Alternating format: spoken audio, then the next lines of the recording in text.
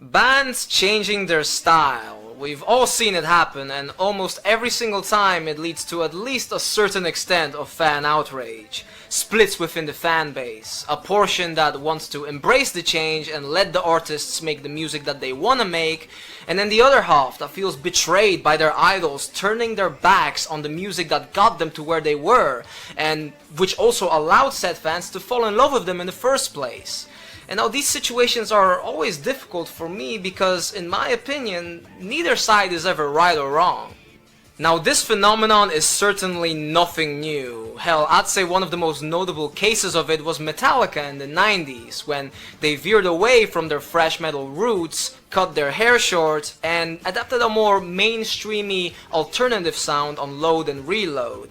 They were accused of selling out so bad that some people still haven't forgiven them to this day, still hating on Metallica because they think it makes them cool or whatever. These days, it's honestly a part of the music scene, and a legitimate fear amongst fans every time their favorite band decides to put out any new material. But like I said, all a part of it. And what better proof of that than the topic of today's video.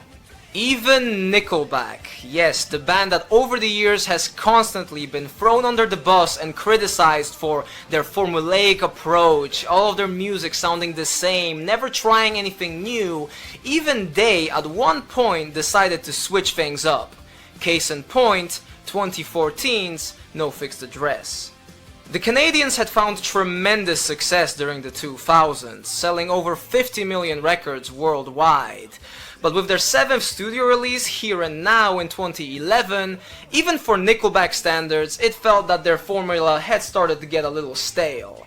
And so on their follow-up, they decided to broaden their style a bit, incorporating various pop and R&B elements into their sound, resulting in a record that on Wikipedia is listed under pop rock and dance rock. And what was the general reception, you might ask? Well, combining the fact that this was another case of a group losing their edge and changing their style, and the fact that this is Nickelback we're talking about here, it did not paint a pretty picture upon its release. Nickelback haters hated it because it was Nickelback, and Nickelback fans hated it because it didn't sound like Nickelback, leading to the question of, what even was the target audience here? I mean, for Christ's sake, this record has a Flo Rida feature on it. Let me repeat myself, the band that started with gritty, grunge-inspired albums like Curb and The State, the same band that back in the day opened their breakout album with an intense and frankly disturbing song about domestic abuse from the perspective of a young child, I'm talking about Never Again, made a song with Flo Rida, who himself was a bit of a punching bag in his own genre. What a crossover. Now, anyone that has followed the channel will know that I am a Nickelback fan. Sure, I'm not ignorant of their flaws, but they played a massive role in my musical journey and helped me get into countless other rock bands. Now, that being said, back when this album was fresh, even I was somewhat outraged. The group that was so vital in helping me get into rock music was now becoming a full-on pop rock band. Overall, this whole little period of Nickelback left a bit of a sour taste in everyone's mouth, something not helped by the fact that the album's touring cycle was interrupted by frontman Chad Kroeger having to get surgery done on a cyst in his throat. Now, the distaste within the fanbase was certainly noticed by the Canadian rockers, who, before the release of their 2017 album Feed the Machine, made clear that this was going to be a heavier record. And luckily, the band kept their promise, rebounding superbly, with Feed the Machine being some of their best work in years, that being something that even Nickelback haters at the time had to acknowledge. Personally, it's definitely one of my favorite Nickelback records. However, it is not the topic of today's video. No, instead, as I still sit here awaiting a new Nickelback record, I will be taking a look at the Black Sheep. No Fixed Address. After all these years and the iffy history that I've had with it, what are my thoughts on this polarizing album today in 2021? Is it as bad as people remember it, or was it misunderstood? Well, that's what we're gonna find out. This might either be a very eye-opening experience, or a bit of a sour one. In any case, join me as I go track by track and give this disc another shot 7 years later.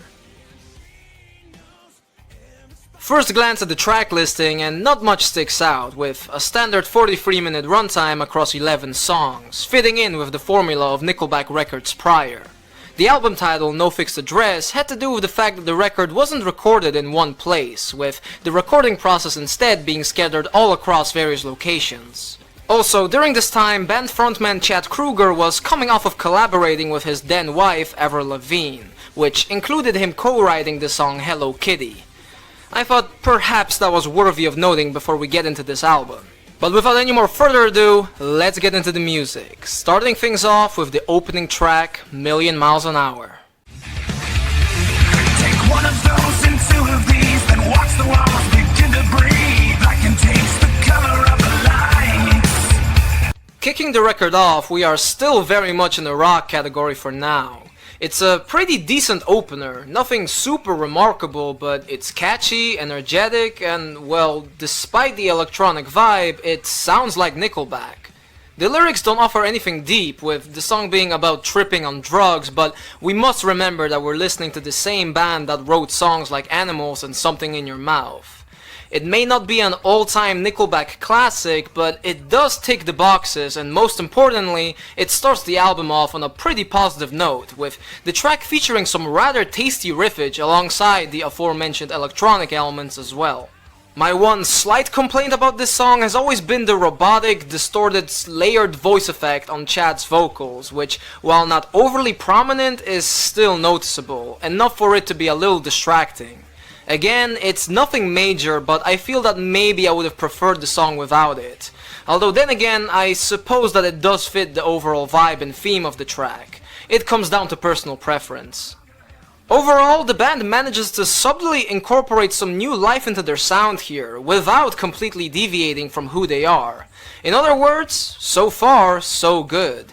Let's just hope that they can keep this up.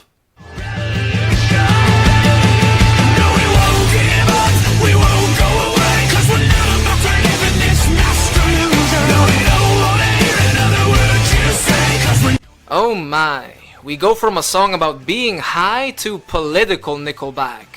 Wow.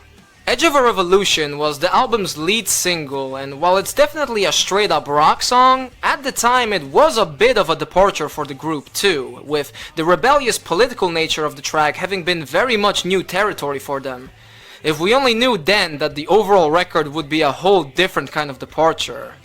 The lyrics aren't as deep as they would like to make you believe they are, but you have to remember that this isn't Rise Against, and while it's all a bit cookie-cutter, typical fight the system and anti-establishment stuff, it definitely does the job, being not too difficult to process and certainly super catchy and easy to get behind. I personally can't help but bob my head and sing along every time I listen to this track. Chad Kroeger's raspy vocals fit the song very well, Daniel Adair's drumming help add extra kick to the song, Mike's bass playing adds a nice layer to the verses especially, and Ryan and Chad's guitars come through extremely crispy in the mix, though that's to be expected with Nickelback as their albums always have top-notch production, and that remains the case on the entirety of No Fixed Address. The bridge of the song also features this little sing-along chant bit, calling for everyone to rise up and revolt. And while I personally don't mind it, I can imagine that perhaps some people could find it a little cringy and forced. It definitely does slightly take away from its supposed serious nature for me. Additionally, this track was also used as the theme for WWE's 2014 Survivor Series pay-per-view, which is mostly remembered for the WWE debut of former WCW and TNA top dog Sting, starting his feud with the F.A.D, which led to him losing to Triple H at WrestleMania 31 because fuck you, that's why. Sorry about that. Lastly, Edge of a Revolution also managed to top the mainstream rock chart, becoming the 8th Nickelback track to do so, and as of today, their last song to achieve this feat. All in all, it's a solid cut, easily one of the highlights from the album. It was nice to see Nickelback attempting to step into a bit of a different avenue like this, and it showed signs of a style that the band would go on to utilize more on their 2017 release Feed the Machine, which featured some more serious and political themes. Unfortunately, in terms of heaviness, this is the album's peak. Not only that, but it's pretty much the last proper heavier rock song on the record, and we still have 9 whole tracks to go. Well, one way or another, this is where it gets interesting. What are you waiting for? Gotta go and reach for the top. Believe in every dream that you've got. You're only living once, so tell me, what are you? At this point in the album, however, there wouldn't necessarily be any reason to suspect any larger shift in style for the group yet. Overall, this is still very much a Nickelback song in terms of theme and sound, but just with a slightly more prominent pop influence. I've personally always been a fan of this track. Sure, it's very simple, but its feel-good nature has rarely failed to lift me up, and the motivating lyrics about overcoming your fears and doing what you want to do and chasing your dreams are genuinely effective, at least for me. The message sticks, and I'm not ashamed to admit that I've come back to this very song on a number of relatable occasions where I needed the inspiration. What Are You Waiting For was one of the record's singles, and was even supposed to get a music video, but that never came to fruition because of disagreements on its story. To this day, I still am curious about what it could have been, as we've only ever been teased with a little snippet, but yeah, I'll doubt we'll ever get anything more, especially after all these years. In any case, despite it very much being a poppy song, this is a track that I never had a problem with, even upon its release, and the little personal connection that I've had with it has even led to it earning a bit of a special place in my heart. She's a twisted trickster. Everybody wants to be the sisters, Mr. Coca-Cola roller coaster. Love her even though I'm not supposed to. Oh yes, it feels just like yesterday that this track dropped and left people enraged. Upon its release, the music video received a lot of dislikes on YouTube. I still remember very vividly how people were calling the band Maroon 4. And well, that was a pretty accurate description. I mean, there's no beating around the bush here. This is pop to the max. The lyrics, the female vocal feature, the poppy hook, the funky dance vibe, the club music video. Maroon 4 it is, all that's missing is a touch of shirtless Adam Levine. Initially, I did not care much for this song, and this track is basically how I viewed and remembered the album. However, while it certainly is not much of a Nickelback song, I would be lying if I said that it didn't grow on me over time, becoming a bit of a guilty pleasure if you will. Now call it a result of my inner Nickelback fanboy who had gotten used to constantly jumping to the band's defense, but I eventually got to a point where I couldn't help but sing along with and enjoy She Keeps Me Up. It's simply a song that you shouldn't take too seriously, just let yourself enjoy it. Now of course, it definitely is a matter of taste as well, and if you don't like this song then that's more than fair. Again, it's just not Nickelback at all, and I still feel that it was a bit of a cheap attempt at grabbing some mainstream radio play. But looking at the song itself, one thing that also kinda went over many people's heads at the time is the clever, and I of course mean clever for Nickelback, but still, double entendre of the song actually being about cocaine and not a girl. I always thought it was a nice touch, even if the Coca-Cola roller coaster line still leaves me shaking my head a little bit after all these years. Lastly, as expected, the song is mixed superbly again, with every member getting to shine here. The track's pop nature also helps Mike Kruger's bass playing take up a bigger role, being a big factor in helping carrying the song's catchy rhythm. Same can be said for Daniel Adair, who proves here that he's a great drummer even outside of just rock. But anyhow, we are now very well in the pop zone, so let's see where else we go from here. Make me believe again. It's some kind of faith. Help me to see again. Honestly, Make Me Believe Again is a song that I often completely forget about. It's not a bad song, there definitely isn't anything wrong here, and I actually think it's a good example of the band incorporating poppy elements in their instrumentation without completely turning into Maroon 4 like on She Keeps Me Up. But still, it's just sorta there. It's like it's missing something, that oomph, which leads to it feeling a bit forgettable, at least for me.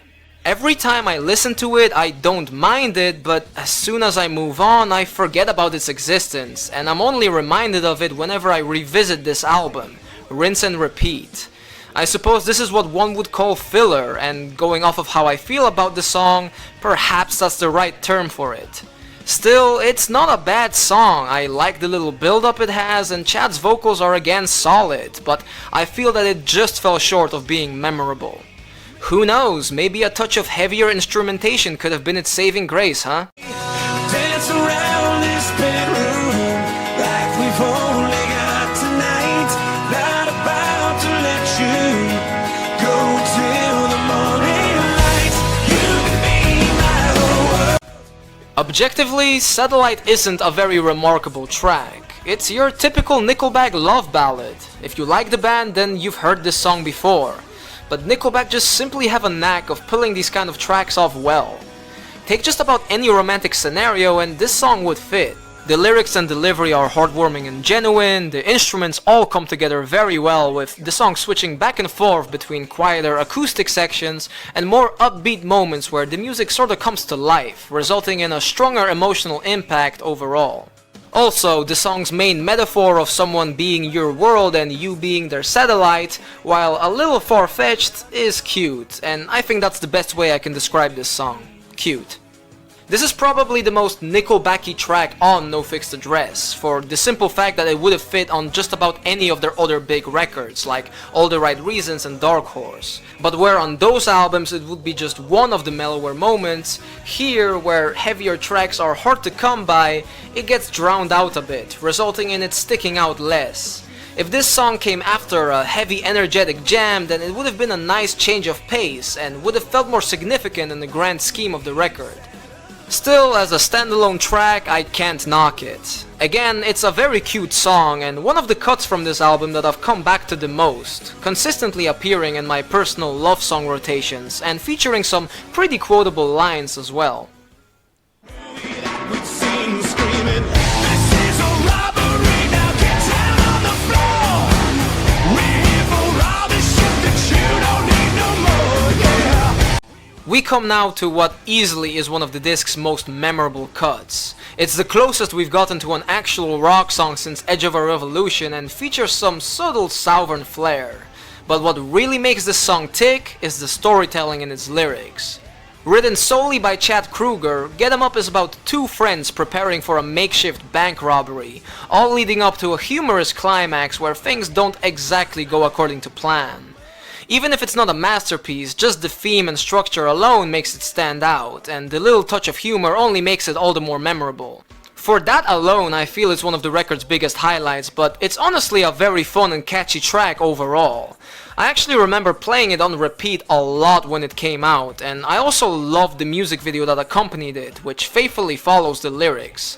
It came out alongside a music video for Satellite, with the two actually being connected by the same story, which I felt was a nice touch, making both of them some of the most memorable Nickelback videos for me, despite the band not even appearing in them themselves.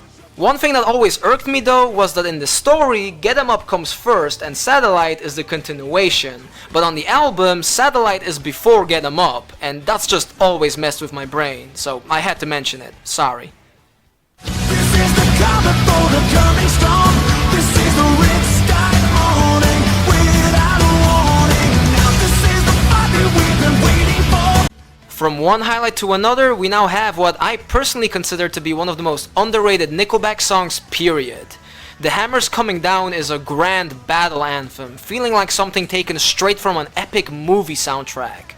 It has an effective build-up and its energy is infectious. Every time I listen to this song, I just get goosebumps. This track really proves that the band knew how to make the whole poppy thing work, cause again, this song is very much pop rock. Maybe something that a group like Imagine Dragons could have put out. It has the synths, the subtle electronic influences, and still, it not only maintains an edge, but is simply a great song. I can't really say much more than that. If this record had more songs like this, then honestly, it would be remembered a lot differently. The album sure has managed to gather some pretty good momentum at this point, and with 3 tracks to go, let's just hope that we can continue this positive flow.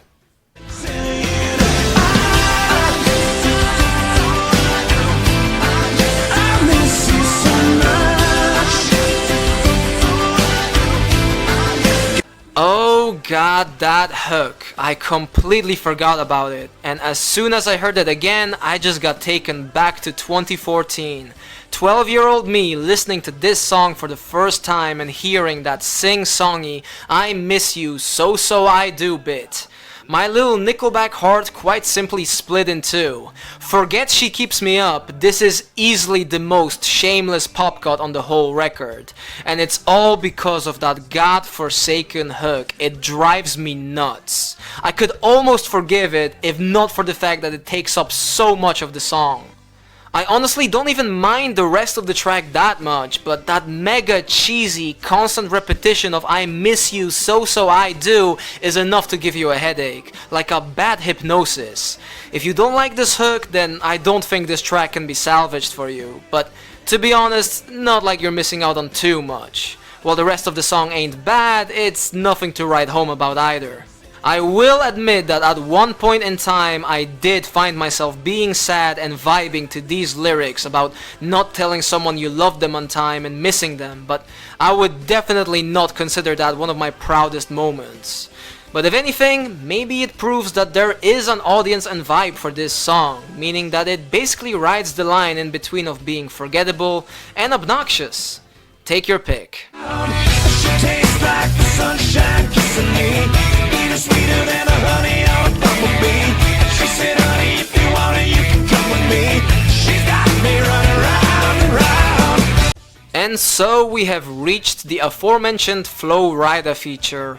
Oh god, what is this timeline that we live in? All jokes aside, and I'll get to the Flow Rida part in a bit, despite this being another all-out Maroon 4 song, it's actually one of the album's highlights in my opinion. Call it a guilty pleasure, call it whatever, this track is dumb but insanely catchy, and the instrumental experimentation works very well here, with the song also having a horn section. Was it a blatant attempt at scoring some cred in the mainstream scene? Probably, yeah, but is it memorable and does it get stuck in your head? Definitely, yeah. The funky vibe mixed in with the dumb, cheesy as hell lyrics add up together to form a fun song that I can't bring myself to hate. It's not Nickelback, but the band executes the sound well. There, I said it. Now, the Flow Rida verse? It doesn't really add much, to be honest. It's just a bit distracting if anything, kinda interrupting the flow of the track. The song would have honestly been fine without it, and I think that the only reason it's here is just to have the big name for the sake of potential mainstream exposure.